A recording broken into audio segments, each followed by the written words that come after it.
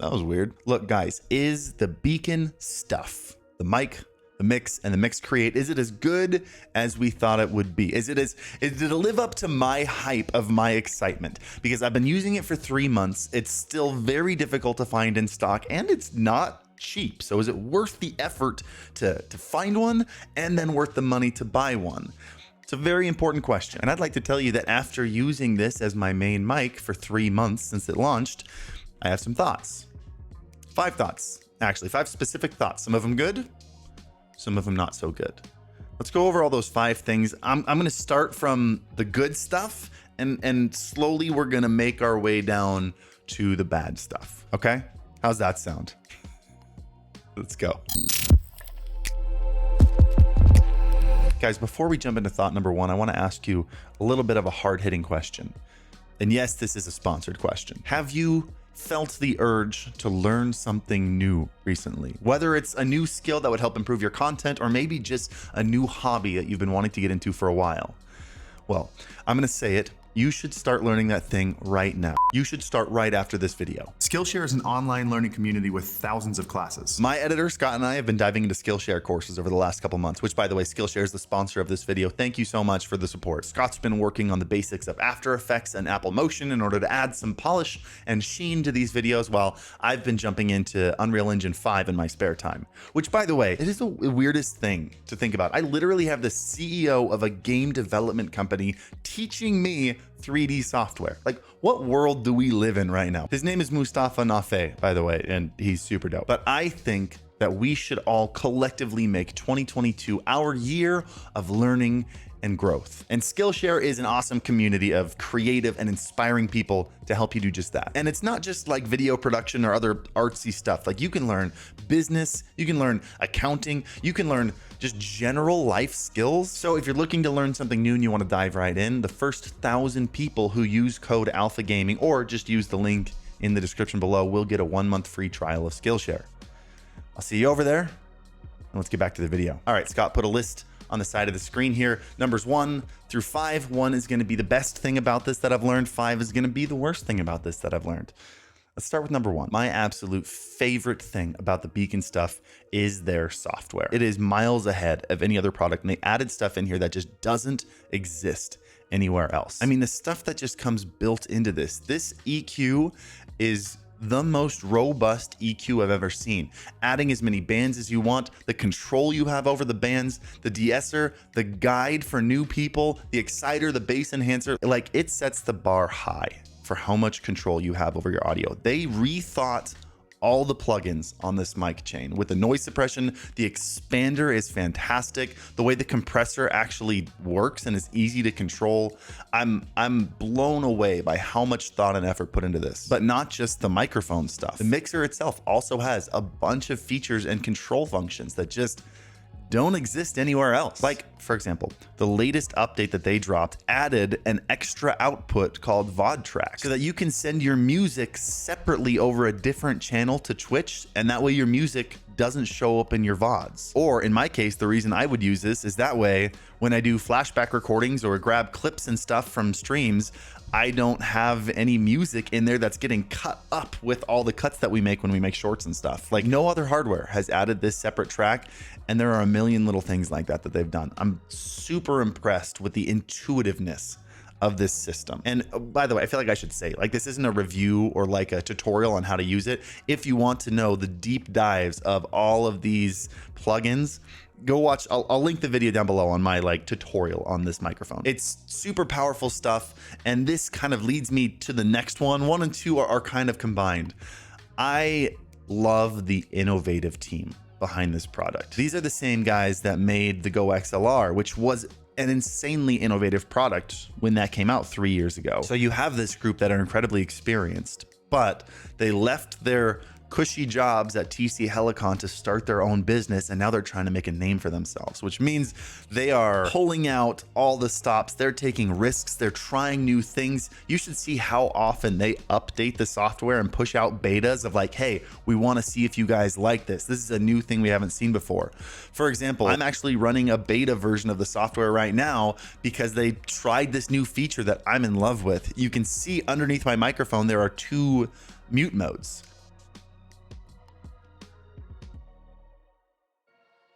Or if I click in the knob, it's going to mute to my audience and my teammates can hear me if we need to talk about something private. And they're constantly pushing the envelope and trying new things. I haven't seen a group of professionals who understand professional audio, but then also understand that their audience may not understand professional audio and they need to make it intuitive and simple. And these guys just consistently nail it. I know I'm gushing a little bit, and we'll move on to number 3 in just a second, but I met these guys right after the release of the Go XLR, and they were constantly sending me prototype pictures and mock-ups of new ideas they had and what they wanted to do.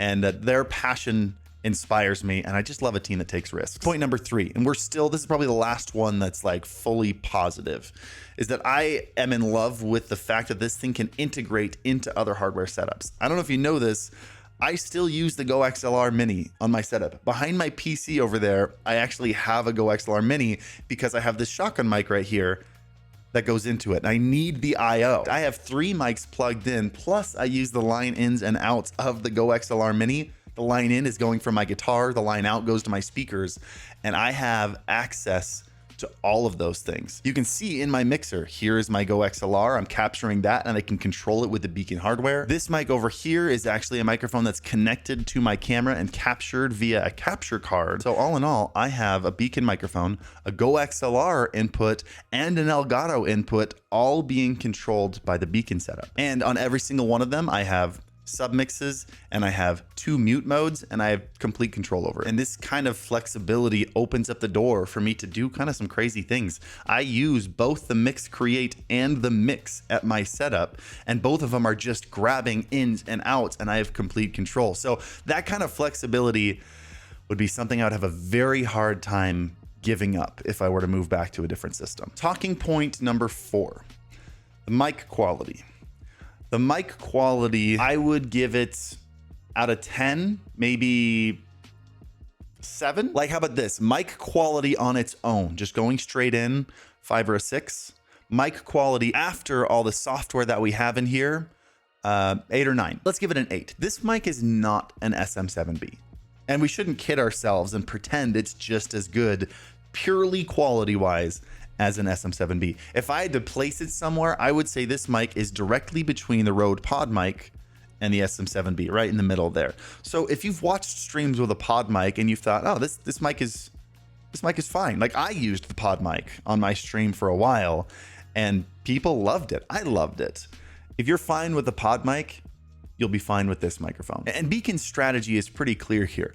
They wanted to add all of this stuff, and it's all done processing on a chip inside the microphone. And so in order to keep costs down, I'm sure what they just, and by the way, this is my words, not their words, but it seems like their strategy is to go 60 to 70% software and 30 to 40% hardware. Because while the mic itself is nothing you'd ever see in a recording studio, which by the way, I wouldn't ever record a single on this. I wouldn't ever record voiceover on this. The insane processing power that they do and the plugins that they've added more than make up for it. Like, for example, the preamp in this device has a fair amount of hiss, and you can hear it if I turn off the noise suppression and the expander.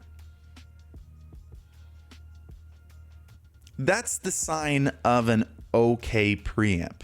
However, because of the insane power of their expander and the noise suppression, it basically doesn't exist. After 3 months, I would say I stand by my statement I made a while ago. If the bar for content creation, for audio quality for content creation is here, this is the bar, the Rode Pod mic is here, and the BEACN mic is here. And then the Shure SM7B is, you know, all the way up there, but that's totally unnecessary. And I'm going to go ahead and add a 4.5 here because this isn't something that I've learned over the course of 3 months. It's just, so I'll make it an add-on. One more kind of negative about this that a lot of people will share with me is the price point. It is a pricier setup than most that you see right now. If you were to get the most common combination right now, which is the BEACN Mic and the Mix Create, it's going to set you back $480, almost $500. Oh, more than $500 after tax. Problem with that is there are absolutely premium competitors for significantly cheaper. For example, if we were to go with my favorite high quality budget audio signal chain, I would say the Wave XLR, which is $160, plus a Rode Pod mic, which is $100, will get you an incredible setup with incredible control and submixes and multiple channels and everything. It's gonna set you back $260 for the whole thing. That's almost half of what this combination is gonna be. However, you are missing things by doing that. You won't have this insane mic chain software that they've got in here. You won't have the hardware controls. You won't have the VOD track, and the list of things that you'll be missing out on goes on. But if none of those things matter to you, you're just trying to get decent control and decent sound, there are definitely cheaper options. And this price point, I think, has dissuaded a lot of people from picking it up, and I think that's fair. Which brings us to number 5, and it's my biggest complaint about this setup. The software is still considerably buggy. A lot of bugs have been fixed in the last 3 months, but it is still to a point where on certain systems in our space here, it's very frustrating. I haven't had a lot of problems at my setup here. Occasionally I have to uncheck and recheck the BEACN mic here because for some reason the signal's just not going through.